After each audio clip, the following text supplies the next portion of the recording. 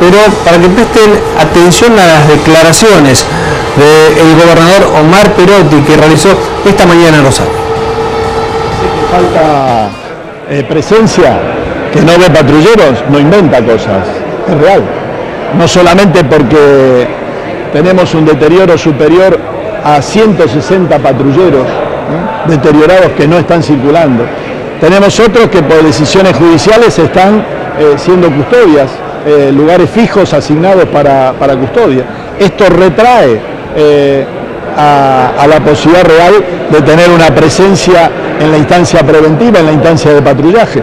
Por eso lo que se está pidiendo es la posibilidad de recursos para un equipamiento rápido y procesos abreviados en la instancia de compra para equiparnos con motos, para equiparnos con la posibilidad real y concreta de nuevos equipos, de nuevo posibilidad de armamentos y de chalecos que le den a la instancia policial el equipamiento necesario para enfrentar al delito organizado.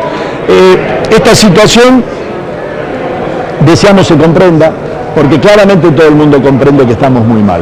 Y la batalla es frente a una sociedad que en los últimos años se ha estructurado con un Estado ausente en muchos sectores, con un Estado que dejó a su institución policial debilitada, sin capacitación, sin el equipamiento necesario, lo estamos viendo y lo estoy relatando, sin el profesionalismo requerido y fundamentalmente sin el resguardo de que no haya ningún vínculo con el delito.